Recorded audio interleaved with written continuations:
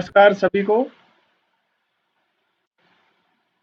आज अपन इस video tutorial के अंदर डिस्कस करेंगे ओएसआई मॉडल, जो नेटवर्किंग का एक पार्ट है।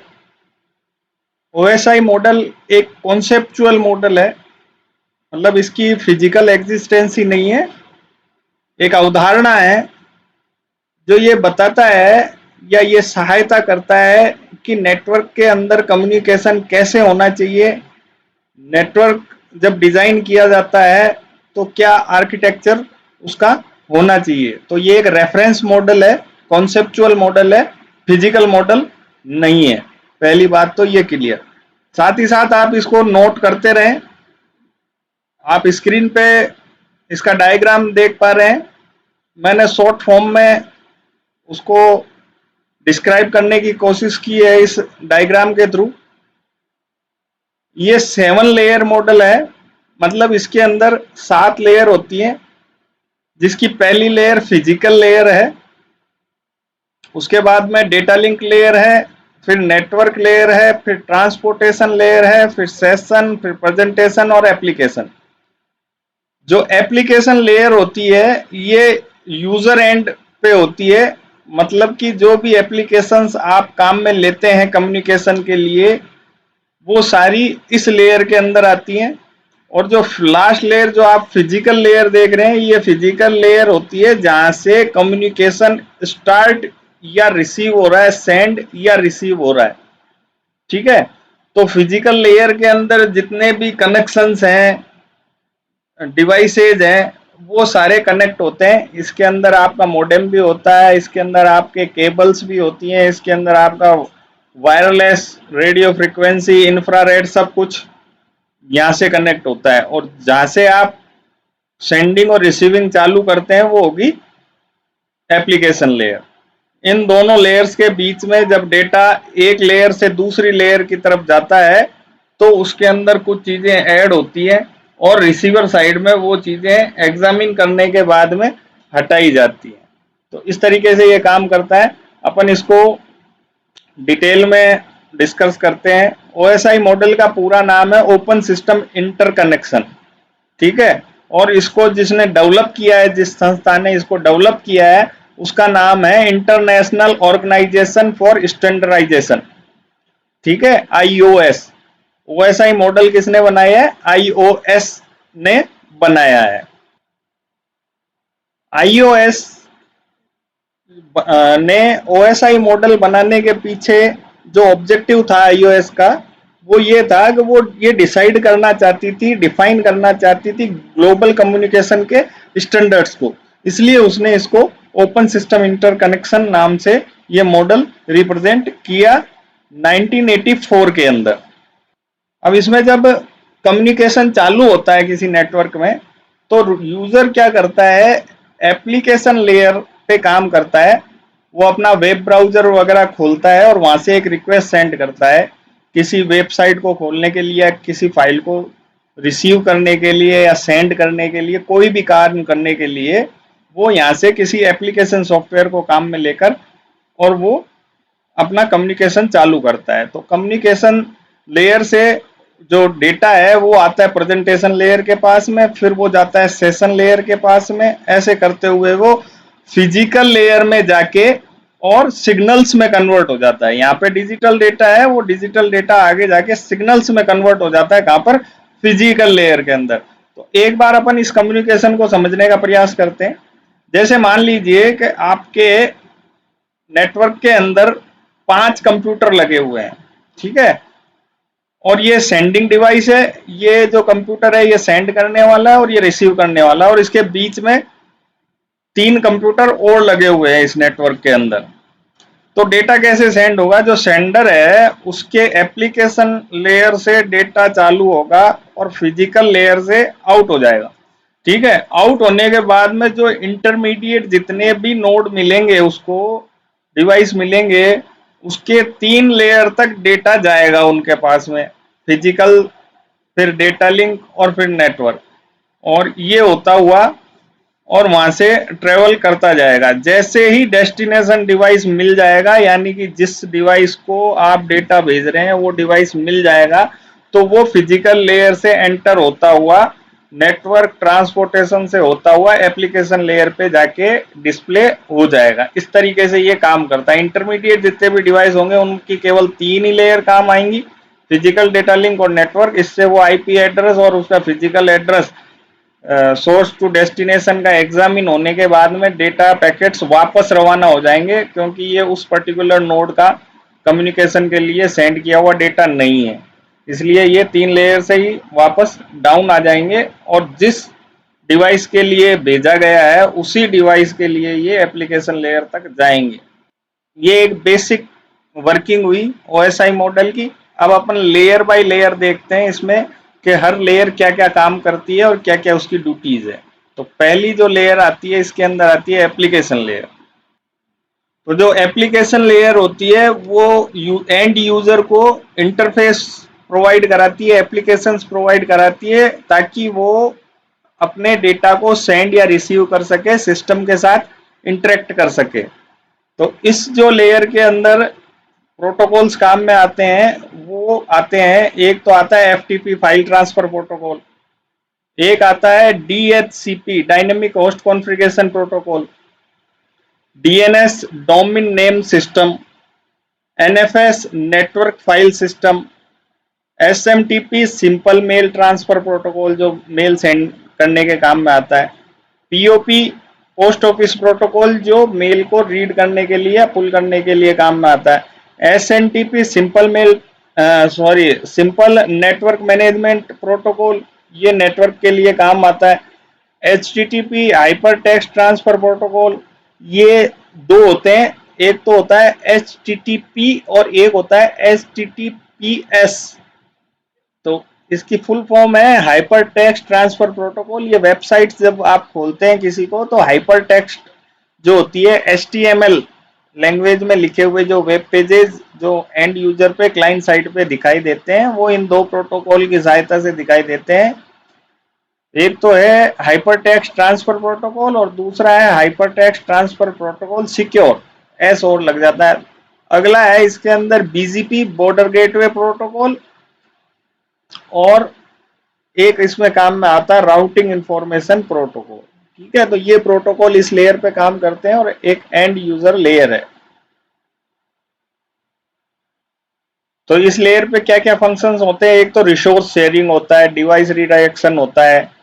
रिसोर्स शेयरिंग का मतलब आप नेटवर्क पे लगे हुए किसी जैसे प्रिंटर है, स्कैनर है या कोई डिवाइस है, स्टोरेज है, उनको आप शेयर कर सकते हो।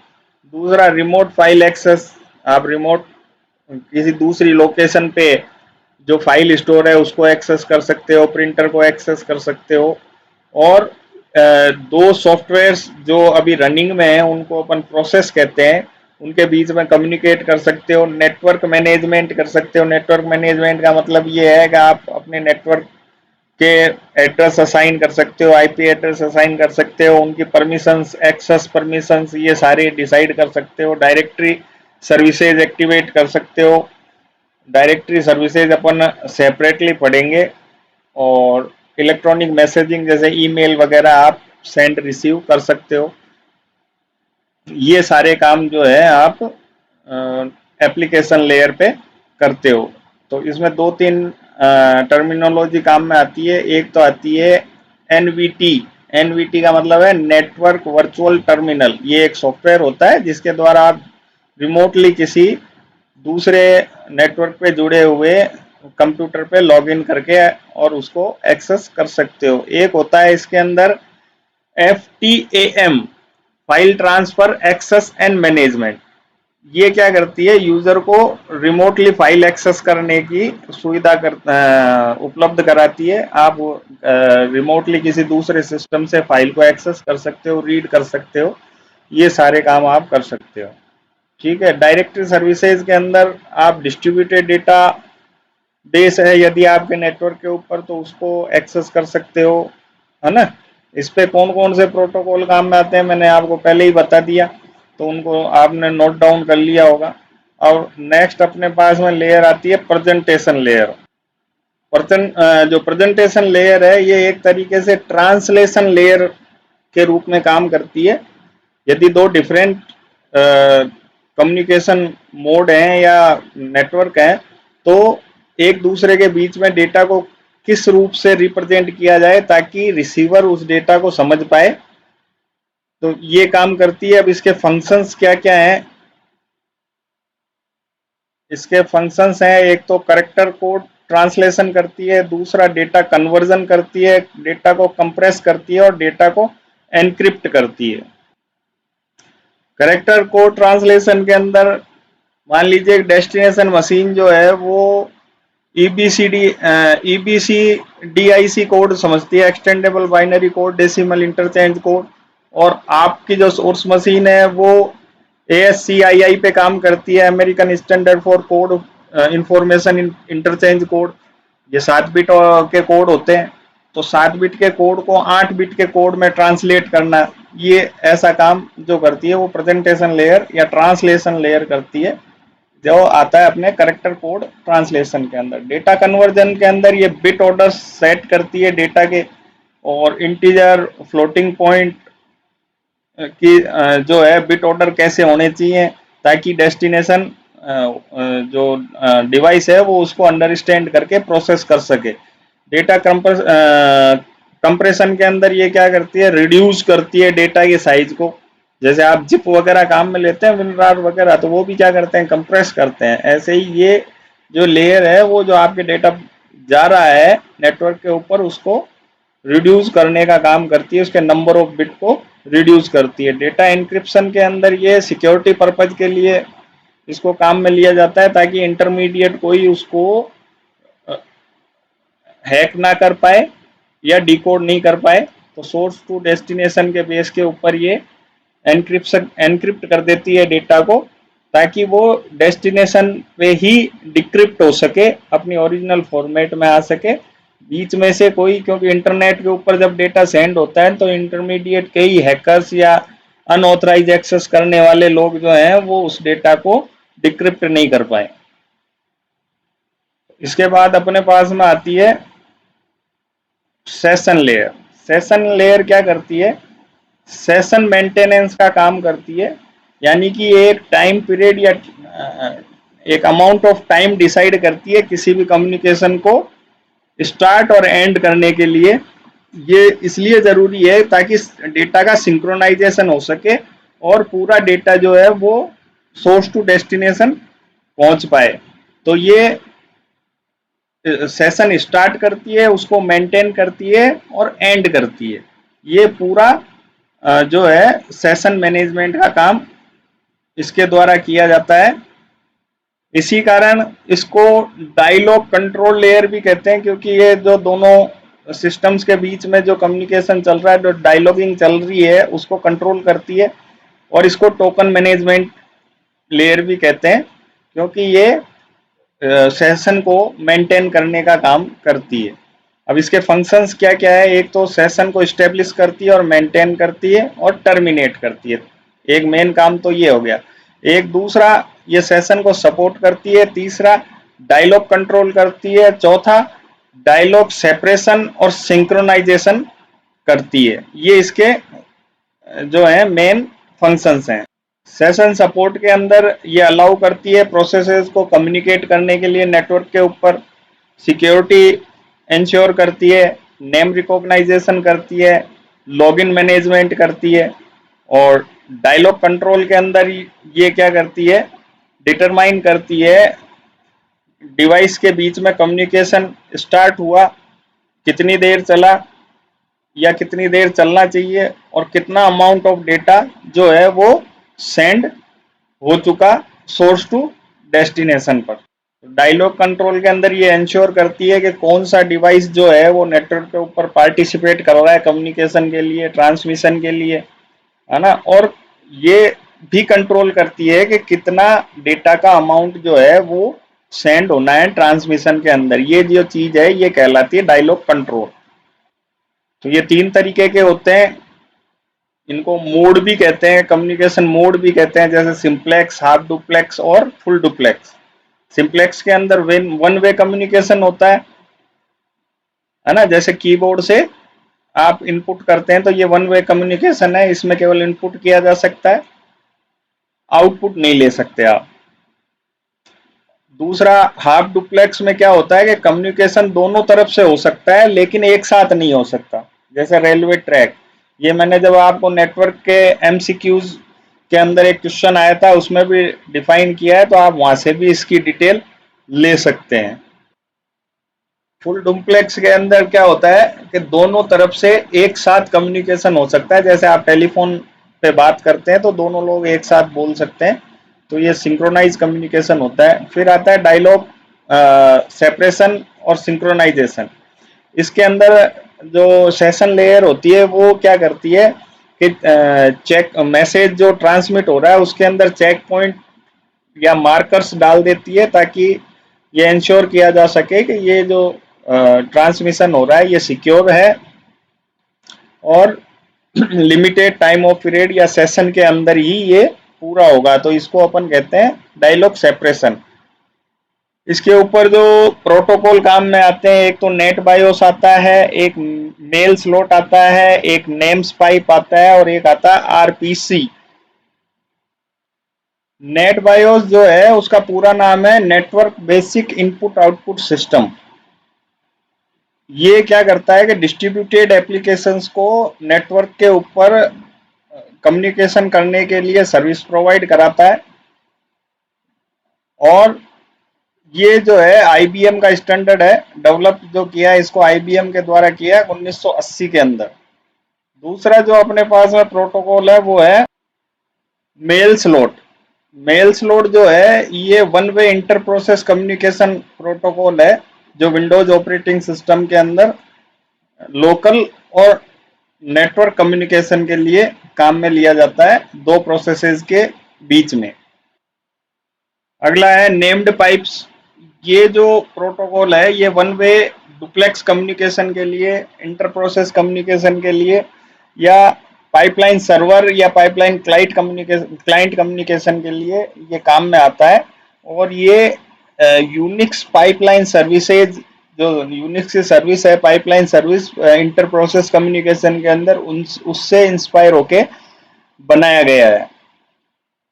पाइपलाइन सर्विस में आपको समझाऊं तो जो सीरीज में या जो क्लाइंट्स किसी सर्वर से एक के बाद एक रिक्वेस्ट कर रहे हैं, तो ये एक पाइपलाइन का कॉन्सेप्ट बनता है और इसके अंदर जो सर्वर है वो जिस तरीके से पाइपलाइन में डेटा डिस्ट्रीब्यूट या सेंड होता है उसी तरीके से ये अपने सभी पाइपलाइन में जुड़े हुए क्लाइंट्स को डेटा सेंड करता है या उनसे रिक्वेस्ट रिसीव करता है।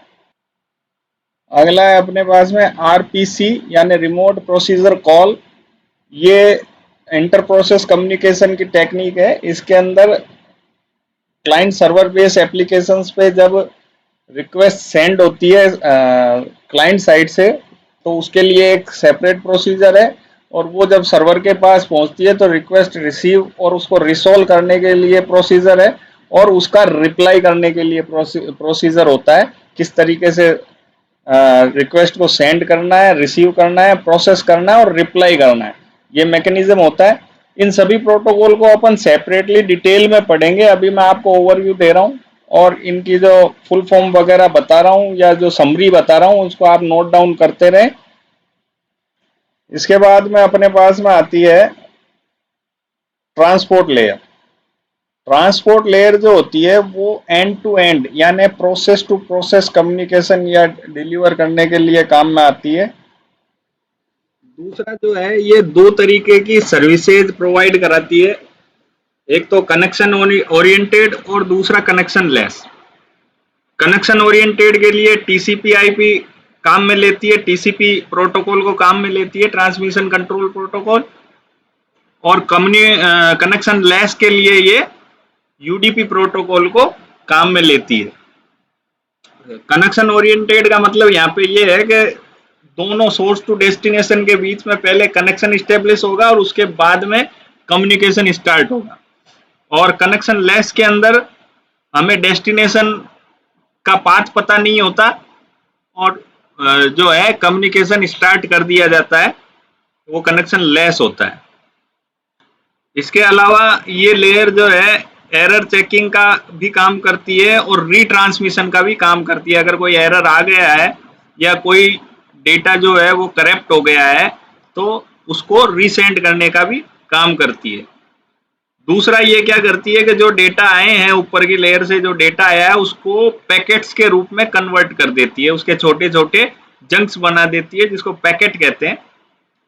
तो ये काम भी ट्रांसपोर्ट लेयर करती है। तीसरा ये एक्नॉलेजमेंट का काम भी करती है और इंश्योरेंस का काम भी करती है कि पूरा डेटा, एरर फ्री डेटा जो है वो डेस्टिनेशन पे विदाउट लॉस या डुप्लीकेसी के पहुंच गया है।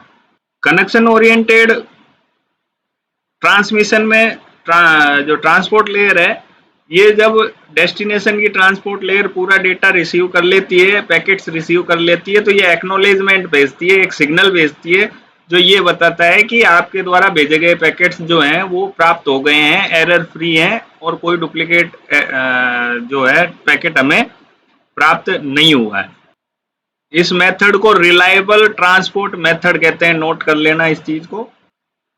और जब पूरे डेटा जो है ट्रांसपोर्ट लेयर के पास में पूरे पैकेट्स पहुंच जाते हैं तो ये इसको रीअसेंबल करती है और सेशन लेयर की तरफ आगे बढ़ा देती है।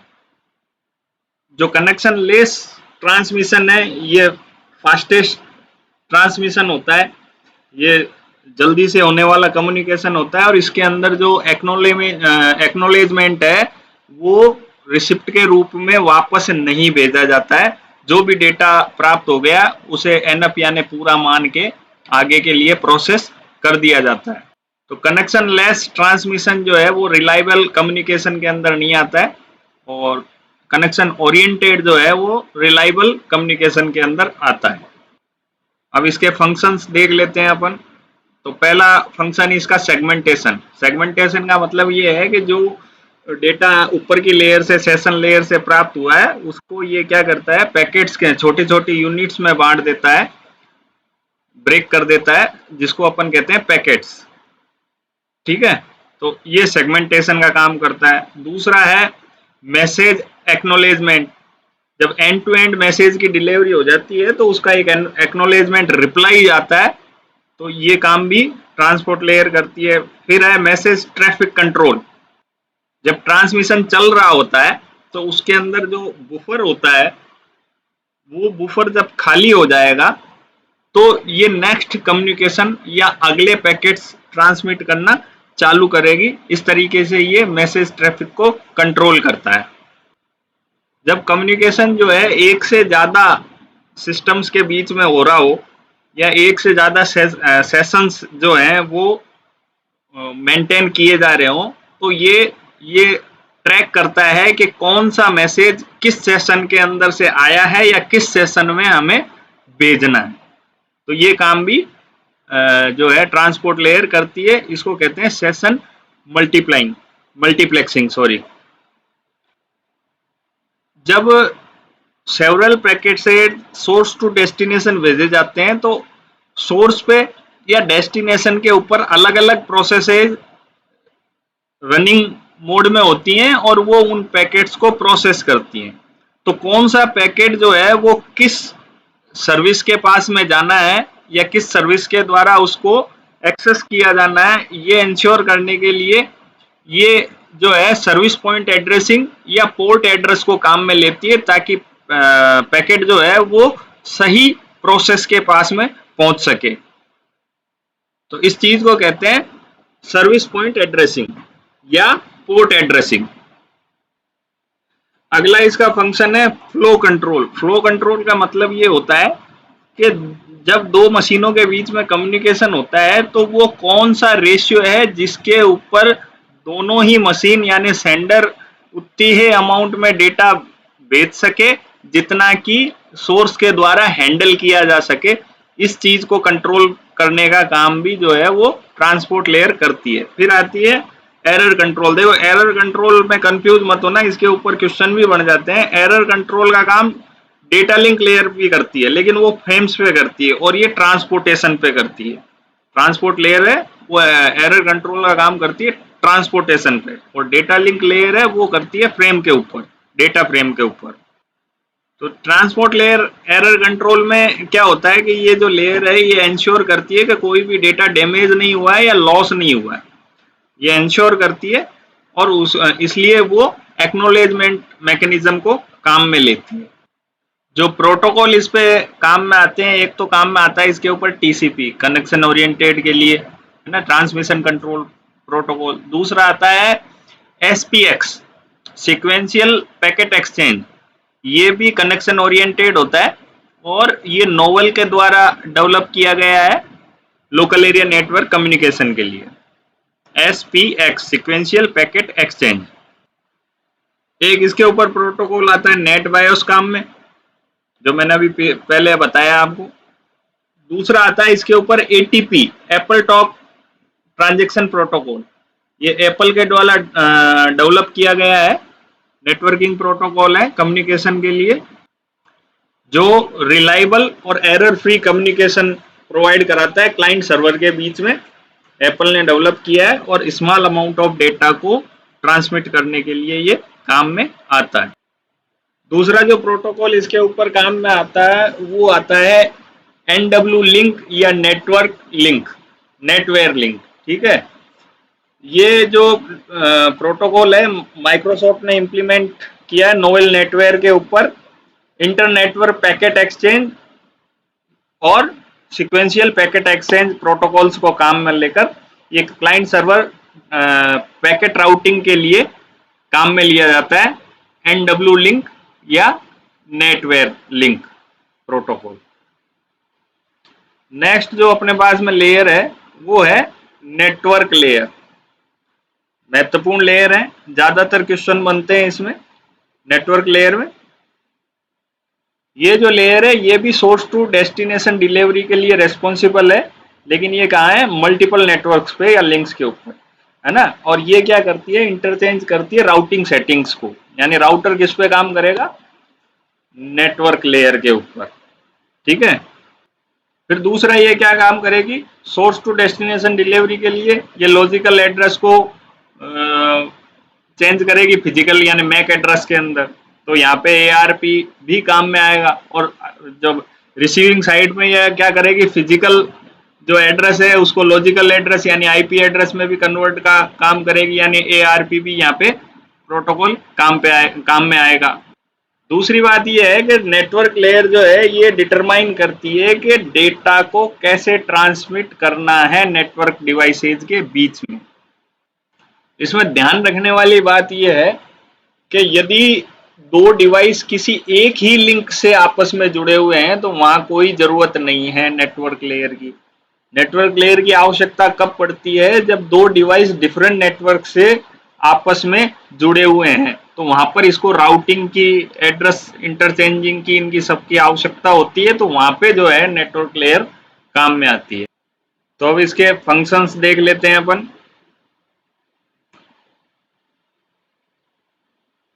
इसके फंक्शन है, एक तो सबनेट ट्रैफिक कंट्रोल, दूसरा है लॉजिकल फिजिकल एड्रेस मैपिंग, तीसरा है subnet usage accounting, internetworking, logical addressing, routing, packaging और फ्रेगमेंटेशन। सबनेट ट्रैफिक कंट्रोल के अंदर ये क्या करता है कि जो राउटर्स होते हैं, जो नेटवर्क के बीच बीच में जुड़े हुए डिवाइसेज हैं, जो पाथ को डिफाइन करने के लिए काम में लिए जाते हैं, तो वो सेंडिंग स्टेशन को थ्रोटल बैक का काम करते हैं, यानी कि जब वो फुलफिल हो जाता है तो वो ट्रांसमिशन की फ्रेम्स को कंट्रोल करने के लिए थ्रोटल बैक टर्म काम में ली जाती है। थ्रोटल बैक का मतलब होता है रोकना या डिले करना, तो ये काम करती है सबनेट ट्रैफिक कंट्रोल में। फिर आता है लॉजिकल फिजिकल एड्रेस मैपिंग, तो इसके अंदर ये जो है अपने पास में एक टेबल होती है, इसके पास में नेटवर्क लेयर के पास में एक टेबल मेंटेन होती है, जिससे ये क्या करती है कि आईपी एड्रेस यानी जो लॉजिकल एड्रेस है उसको मैक एड्रेस फिजिकल एड्रेस के अंदर चेंज करने का काम करती है, ताकि डेस्टिनेशन को आइडेंटिफाई किया जा सके, और मैक एड्रेस को रिवर्स यानी कि लॉजिकल एड्रेस में मैपिंग का काम करती है। सबनेट यूजेज अकाउंटिंग के अंदर ये वो फंक्शंस प्रोवाइड कराती है या उन फंक्शंस को काम में लेती है जिससे जो कम्युनिकेशन फ्रेम्स जो ट्रांसमिट हुई है कम्युनिकेशन के अंदर उनकी अकाउंटिंग कर पाए, कितनी फ्रेम ट्रांसफर हो गई, किस रूट से हुई, ये सारी अकाउंटिंग का काम ये करती है। एक बात यहाँ नोट करने की है, जो नेटवर्क लेयर है ये लॉजिकल कनेक्शन प्रोवाइड कराती है, फिजिकल प्रोवाइड नहीं कराती है ना। और ये रेस्पॉन्सिबल होती है इंटर नेटवर्किंग के लिए, यानी लॉजिकल नेटवर्किंग के लिए दो नेटवर्क्स के बीच में थ्रू आउट राउटर्स। ठीक है, तो ये नोट करने वाली बात है, इस पे भी क्वेश्चन बन जाता है। राउटिंग के अंदर ये नेटवर्क लेयर क्या करती है, ये रेस्पॉन्सिबल होती है दो नेटवर्क के ऊपर दो जो सोर्स और डेस्टिनेशन जो डिवाइसेज हैं उनके बीच में डेटा ट्रांसमिट करने के लिए कौन सा पाथ बेस्ट रहेगा जिसके द्वारा हम जल्दी से डेटा जो है सोर्स टू डेस्टिनेशन प्रोवाइड करा सके, तो इसको कहते हैं routing, path finding between two machine on the different networks. तो इसके लिए एक राउटिंग टेबल होती है, नेक्स्ट हॉप या नियरेस्ट हॉप को डिटरमाइन किया जाता है, ये अपन राउटिंग के अंदर डिटेल से पढ़ेंगे इस चीज को। अब जो पैकेट्स ऊपर से इसको रिसीव हुए उनको ये एनकैप्सुलेट करने का काम करती है पैकेजनाइजेशन के अंदर। और जो इंटरनेट प्रोटोकॉल आईपी होता है उसके द्वारा ये काम किया जाता है कि पैकेट्स को किस फॉर्मेट के अंदर एनकैप्सुलेट किया जाना है। ये चीज डिपेंड करती है डेस्टिनेशन नेटवर्क के ऊपर भी। फ्रेगमेंटेशन के अंदर क्या होता है कि जो लार्ज पैकेट्स होते हैं उनको छोटे छोटे फ्रेगमेंट्स में कन्वर्ट किया जाता है। ये क्यों किया जाता है, क्योंकि जो पैकेट्स की जो साइज है वो डिफाइन की जाती है फिजिकल मीडियम द्वारा। कोई भी जो मीडिया है जिसके थ्रू पैकेट्स ट्रांसमिट किए जाने हैं उसकी जो मैक्सिमम कैपेसिटी होती है जिसको कहते हैं मैक्सिमम ट्रांसमिशन यूनिट एमटीयू, तो उससे कम या उतनी साइज के जो है डेटा की फ्रेम ही वहां पर ट्रांसमिट हो सकती है, अगर उससे बड़ी है तो नहीं हो सकती। तो इसलिए उन बड़े पैकेट्स को जो है साइज के अनुसार जो है छोटे फ्रेगमेंट्स में डिवाइड किया जाता है। ये काम भी नेटवर्क लेयर के द्वारा किया जाता है। ठीक है, अब इस पे कौन कौन से प्रोटोकॉल काम में आते हैं, इसमें पहला जो प्रोटोकॉल काम में आता है वो होता है आईपी। आईपी का मतलब इंटरनेट प्रोटोकॉल, और ये क्या करता है, सेंडर और रिसीवर के एड्रेस को यूनिकली आइडेंटिफाई करके और उनके बीच में कम्युनिकेशन करवाता है। दूसरा जो प्रोटोकॉल इस पे काम आता है वो आता है ICMP, internet control messaging protocol. ये मैंने आपको पहले भी डिफाइन किया था। ये एरर रिपोर्टिंग प्रोटोकॉल है जो कि एरर रिपोर्ट करता है किसी ट्रांसमिशन के अंदर यदि कोई दिक्कत आई है तो, या कोई पैकेट गड़बड़ हुआ है तो, या कोई एरर मैसेज ट्रांसमिट हुआ है तो ये एरर रिपोर्टिंग के काम में आता है। पिंग जब मैंने आपको बताया था उसके अंदर, पिंग यूटिलिटी के अंदर मैंने आपको बताया था कि ये प्रोटोकॉल पिंग के साथ में काम में आता है। अगला जो प्रोटोकॉल इस पे काम आता है वो आता है एआरपी, एड्रेस रिजोल्यूशन प्रोटोकॉल।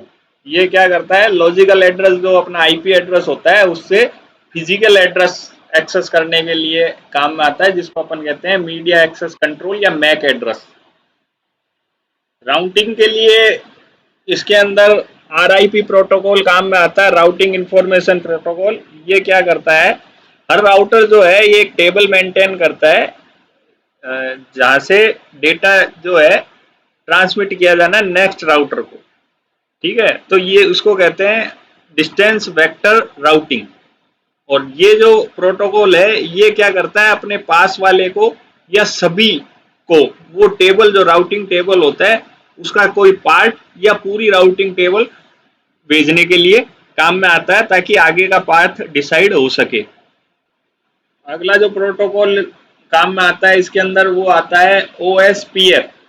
इस लेयर पे काम में आता है वो आता है OSPF, open shortest path first protocol. ये जो प्रोटोकॉल है ये भी राउटिंग प्रोटोकॉल है, आईपी राउटिंग के काम में आता है। और ये इंटीरियर गेटवे प्रोटोकॉल की फैमिली से आता है जो कि राउटिंग इंफॉर्मेशन, आईपी की राउटिंग इंफॉर्मेशन को ट्रांसमिट करने के लिए नियरेस्ट राउटर्स पे या इन बिटवीन इंटरमीडिएट राउटर्स पर ट्रांसमिट करने के लिए इसको काम में लिया जाता है। अगली जो लेयर अपने पास में है वो है डेटा लिंक लेयर। ये रेस्पॉन्सिबल होती है reliable node to node delivery के लिए। नोट कर लें इस बात को, reliable node to node delivery के लिए डेटा की ये रेस्पॉन्सिबल होती है। और ये जो डेटा है इसमें फ्रेम्स के रूप में काम में लिया जाता है इस लेयर के अंदर, और उसके साथ फिजिकल एड्रेस ये फ्रेम्स के साथ अटैच करके फिजिकल लेयर को डेटा भेज देती है। ये जो लेयर है ये एरर फ्री ट्रांसमिशन प्रोवाइड कराती है फ्रेम्स का नोड टू नोड। ठीक है, ये पैकेट्स, फ्रेम्स, सोर्स और डेस्टिनेशन के एड्रेस, इन सभी को चेकसम, इन सभी को जो है वो प्रोसेस करती है। नेटवर्क इंटरफेस को काम में लेकर ये फिजिकल और लॉजिकल कनेक्शंस को एंश्योर हैंडल करती है पैकेट डेस्टिनेशन के लिए।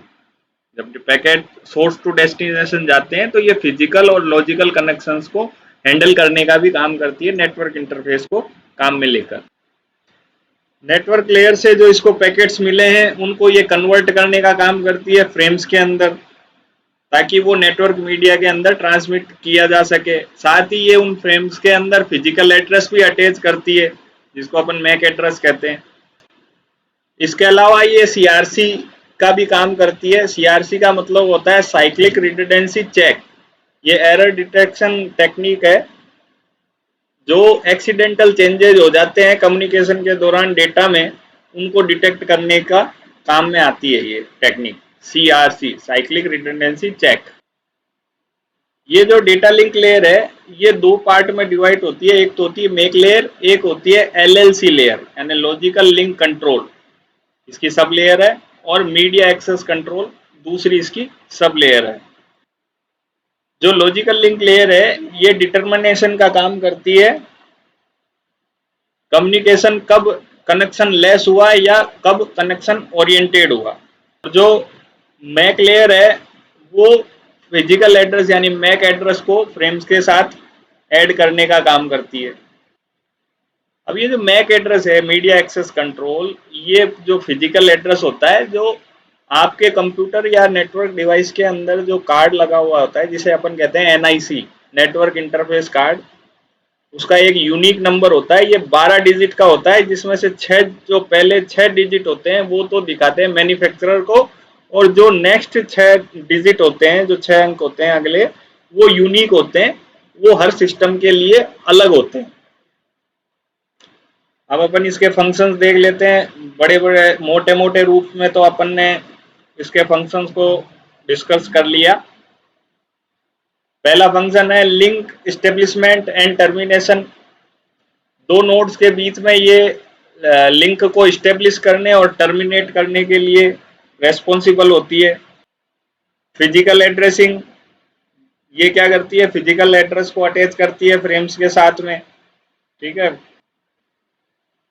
दूसरा फ्रेम ट्रैफिक कंट्रोल, ये क्या करती है, बैक ऑफ एल्गोरिथम को काम में लेती है। बैक ऑफ एल्गोरिथम का मतलब ये है कि ये ट्रांसमिशन में ये बताती है कि जब कोई फ्रेम ऊपर अवेलेबल नहीं है तो ट्रांसमिशन नहीं हो सकता। ठीक है, तो इस तरीके से ये ट्रांसमिशन ट्रैफिक को कंट्रोल भी करती है। फिर आता है फ्रेम सीक्वेंसिंग, किस किस सीक्वेंस के अंदर फ्रेम्स को ट्रांसमिट किया जाना है या रिसीव किया जाना है, ये फंक्शन भी डेटा लिंक लेयर करती है। फिर आता है इसका फ्रेम एक्नॉलेजमेंट। यदि कोई एरर आ जाता है या कोई फ्रेम रिसीव नहीं की जाती है फिजिकल लेयर द्वारा, तो एक्नॉलेजमेंट के बेस के ऊपर ये उस फ्रेम को रीट्रांसमिट करती है। फ्रेम डेलिमिटिंग के अंदर ये फ्रेम की बाउंड्रीज को डिफाइन करती है और बाउंड्रीज को क्रिएट करती है, किस साइज की फ्रेम होनी चाहिए, ये सारी चीजें ये डिसाइड करती है। फ्रेम ट्रांसमिटिंग, रिसीविंग और क्रिएटिंग के दौरान ये उसमें एरर डिटेक्टिंग का काम भी करती है। मीडिया एक्सेस मैनेजमेंट के अंदर ये डिसाइड करती है और डिटरमाइन करती है कि कौन सा नोड परफेक्ट है या राइट है फिजिकल मीडियम ट्रांसमिशन के लिए। तो इस तरीके से ये फ्लो कंट्रोल, एरर कंट्रोल, ये सारी फंक्शंस उपलब्ध कराती है फ्रेम फ्रेम बेस पे। ये ध्यान रखना है, ये चीज़ें सारी फ्रेम बेस के ऊपर है। एक्सेस कंट्रोल का मतलब ये है कि multiple channels, multiple links, multiple devices यदि कनेक्टेड हैं थ्रू आउट कम्युनिकेशन चैनल में, तो ये मैक एड्रेस के बेस पे ये डिटरमाइन करती है कि किस डिवाइस के ऊपर कंट्रोल करना है या किस डिवाइस के ऊपर अपन को फ्रेम ट्रांसमिट करनी है। तो ये सारे काम जो है ये डेटा लिंक लेयर करती है। इसके बाद में अपने पास में आती है फिजिकल लेयर, लास्ट लेयर है। फर्स्ट लेयर कैसे कहेंगे अपन इसको, फिजिकल लेयर जो होती है वो डायरेक्टली कनेक्टेड होती है फिजिकल मीडिया के द्वारा। जो भी आपका वायरलेस है या वायर्ड मीडिया है तो वो इससे डायरेक्ट कनेक्टेड होती है फिजिकल लेयर। इसके अंदर जो डेटा ट्रांसमिट होता है वो सिग्नल्स के रूप में होता है, ना कि बाइनरी फॉर्मेट में या डिजिटल फॉर्मेट में कहें तो अनस्ट्रक्चर्ड होता है। जो डेटा डेटा लिंक लेयर से इसको प्राप्त होता है उसको ये सिग्नल्स में कन्वर्ट कर देती है। तो इसके अंदर कौन कौन से फंक्शंस होंगे वो डिस्कस कर लेते हैं। पहला है डेटा एनकोडिंग। इसके अंदर ये डिसाइड करती है कि जो डिजिटल डेटा जो आ रहा है उसको किस फॉर्मेट या किस स्टेट के अंदर रिप्रेजेंट करना है। ठीक है, जैसे 1 आ रहा है तो उसको किस फॉर्मेट में रिप्रेजेंट करना है, और 0 आ रहा है तो उसको किस फॉर्मेट में रिप्रेजेंट करना है। फिर आता है फिजिकल मीडियम अटैचमेंट,